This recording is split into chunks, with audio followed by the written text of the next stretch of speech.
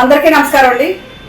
ఈ ప్రభుత్వం చంద్రబాబు నాయుడు గారు అధికారంలోకి రావడానికి సూపర్ 6 లాంటి దొంగ హామీలు ఇచ్చి అధికారంలోకి వచ్చారు. వచ్చి ఆ ఇచ్చిన హామీలను ఏ విధంగా నిలబెట్టుకోలేదు, నిలబెట్టుకునే పరిస్థితులు కూడా అప్పుడు లేవు. ఆర్థిక పరిస్థితులు ఇప్పుడు కనిపించట్లేదు. దాన్ని ఎలా చేయాలో తెలియక వాళ్ళకున్న ప్రైవేటు వ్యక్తుల్ని ఇంకెంత బాగు చేయాలి, ప్రజల్ని ఇంకెంత అప్పుల పాలు చేయాలని ఉద్దేశంలో ఉన్నారో ఏంటో కానీ ప్రజల నెత్తి మీద ఎంత భారం పెడదాం అనుకుంటున్నారో కానీ ఇప్పుడు విద్య, వైద్యం, అలాగే తాగునీరు, రవాణా ఇలాంటివన్నీ కూడా పీపీపీ విధానంలో ప్రైవేటు పరం చేయడానికి నిన్న సోమవారం దీనికి రంగం సిద్ధం చేశారు. ఈ పీపీపీ విధానంలో ఇచ్చి 16 రకాల సామాజిక సేవల్ని ప్రైవేట్ పరం చేసి ప్రజల నుంచి యూజర్ ఛార్జీలు వసూలు చేయడానికి రంగం సిద్ధం చేశారు. దీంట్లో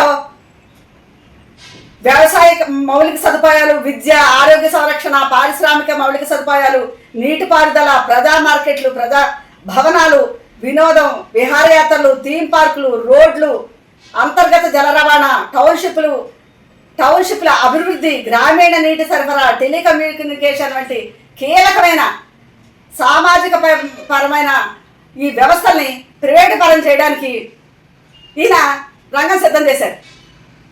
ఇప్పుడు దాకా దోచుకున్నదంతా సరిపోక వాళ్ళ వ్యక్తులకి, ప్రైవేటు వ్యక్తులకి సంపద సృష్టించడానికి దీన్ని ఆసరాగా తీసుకున్నారు.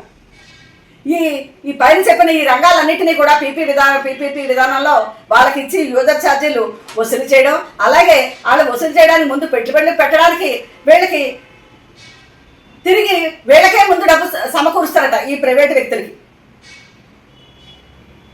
ఇదంతా చేయడానికి కొన్ని మార్గాలను ఎంచుకున్నారు. వైబిలిటీ బ్రిడ్జ్ ఫండింగ్ పేరిట దానికి ఒక కొత్త స్కీమ్ అని పెట్టారు. స్కీమ్ కాదండి, ఇది ఒక స్కామ్. దీని ద్వారా ముందే వాళ్ళకి ఫండింగ్ ఇచ్చి డబ్బులన్నీ ఇచ్చి వాళ్ళు ఇవన్నీ చేసుకుని మళ్ళీ ఇంకా ఎక్కువైన కాలంలో రాబోయే కావాలంటే ఈ స్కీమ్కి ఇంకా వెసులుబాట్లు పెంచారు వాళ్ళకి డబ్బులు ఇవ్వడానికి. వాళ్ళకంతా ఇచ్చి ముందు ప్రోత్సాహకంగా వాళ్ళకి డబ్బులు ఇచ్చి యూజర్ ఛార్జీలు ప్రజలు ఎత్తిమించి వసూలు చేస్తారు. ఇది ఎక్కడైనా బాగుందండి? కనీస సామాజికమైన ఈ వసతుల్ని సమకూర్చడం ధర్మం కదా. ప్రజలు ఎన్నుకున్న ప్రభుత్వానికి ఉన్న ధర్మం ఏంటి? కనీస ప్రజల సౌకర్యాలు, ప్రజలకు కావాల్సిన అవసరాలు, ఆ అవసరాలకు కూడా యూజర్ ఛార్జీలు వసూలు చేసి ఆ యూజర్ ఛార్జీల ద్వారా ప్రైవేటు వ్యక్తులు బాగుపడడానికి అవకాశం కల్పిస్తున్నారు. ఈ అవకాశం కల్పిస్తూ నిన్న సోమవారం నాడు ఆర్థిక శాఖ కార్యదర్శి గారు పీయూష్ కుమార్ గారు దాన్ని ఒక జీవోని విడుదల చేశారు. దీనివల్ల ప్రజలు ఇప్పటికే ఎంతో నష్టపోయి ఉన్నారు. మీరు చేసిన పన్నుల అప్పుల భారంతో ఇప్పటికే నష్టపోయి ఉన్నారు. రాజధాని పేరిట ఇక్కడ రాష్ట్రంలో జరుగుతున్న, ఇక్కడ మనకి అమరావతి పేరిట జరుగుతున్న అరాచకం, దాని దగ్గర తీసుకున్న అప్పులు, ఆ రైతుల దగ్గర నుంచి లాక్కున్న ఈ భూములు, ఇప్పుడు దాకా ఎన్నో ప్రైవేటు భూములు అమ్మేసినవి, ఇవన్నీ కాకుండా తిరిగి ఈ సేవలకు కూడా యూజర్ ఛార్జీలు ఉపయోగించి ప్రజల నెత్తి మీద భారం మోపాలనుకోవడం ఇది చాలా దారుణం.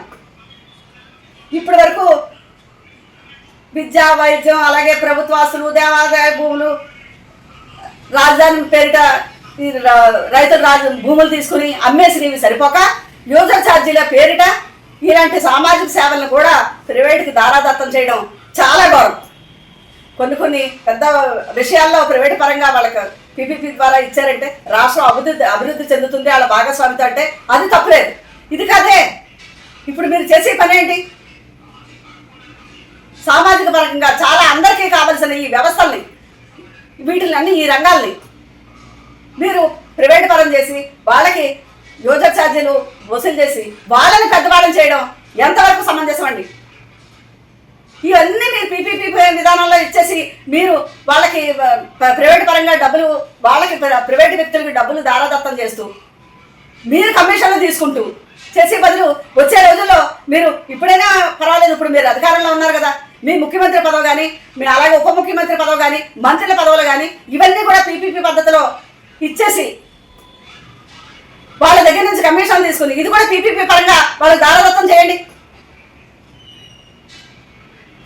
ఇలాంటి పనులు మానుకుని ప్రజలకు ఉపయోగపడే ప్రజల నెత్తి మీద భారం పడకుండా ఇచ్చిన మీకు అధికారాన్ని ప్రజల సంక్షేమానికి అభివృద్ధికి మీరు ఉపయోగించండి. ఈ 3 సంవత్సరాలని మీరు చేసే ఈ పనులతో మళ్ళీ మీరు ఎలాగా అధికారంలోకి రాలేరు.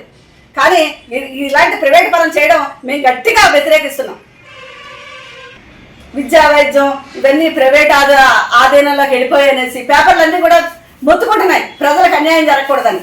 అదే మీ మానసిక పుత్రిక మీ మానసిక పత్రిక అయినటువంటి మీ ఈనాడు పేపర్లో రాస్తారు. ఎలాగా అరటి పండులో సూది గుచ్చితే కనబడదు చూసారా, నొప్పి తెలియకుండా వెళ్ళిపోతుంది అన్నట్టుగా ఎలాగా ప్రైవేటుకి ప్రోత్సాహం ప్రజలకు ప్రయోజనం అంట. ఈ సేవలన్నిటికీ ప్రైవేట్ పరం చేసి యోజన ఛార్జీలు వసూలు చేస్తే ఇది ప్రజలకు ఉపయోగకరమా? దీంట్లో కూడా మీ పచ్చ ఛానళ్ళు, మీరు పెంచి పోషించే పచ్చ ఛానళ్ళు, ఇది కూడా మీరు ఎంత మాయ మాటలు చెప్పి రాసినా ఇందులో ఉన్న యథార్థం ప్రజలు గ్రహించక మానరు. మీరు చేసే ఈ పనులు కూడా ప్రజలు గట్టి గమనిస్తారు, మీకు తగిన బుద్ధి చెప్తారని మేము గంటాపదంగా చెప్తున్నాం.